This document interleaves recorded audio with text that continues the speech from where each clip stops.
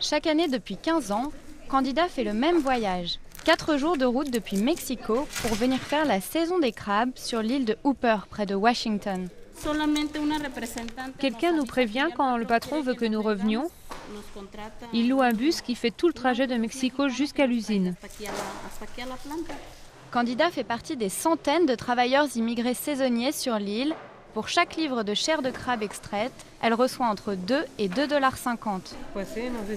Ils disent qu'on est les plus chanceuses. Beaucoup de gens aimeraient bien venir ici comme nous, mais ils ne peuvent pas. Ceux qui ne peuvent pas venir légalement essayent malgré tout et s'agrègent aux 11 millions de sans-papiers aux États-Unis. Pour certains, ce programme de travailleurs temporaires devrait servir de modèle pour la réforme de l'immigration, actuellement débattue dans le pays.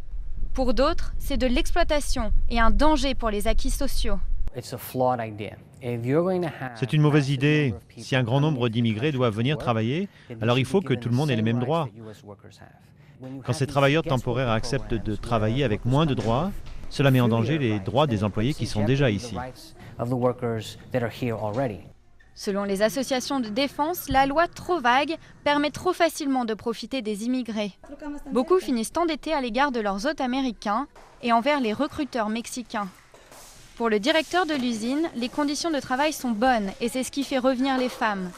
Ce qu'il regrette, c'est d'avoir à redemander chaque année des visas pour les mêmes personnes, qui n'arrivent parfois qu'à la fin de la saison. L'an dernier, nous n'avons eu des visas que très tard et les filles appelaient en larmes. Elles n'avaient pas d'argent, pas de nourriture, elles étaient bouleversées.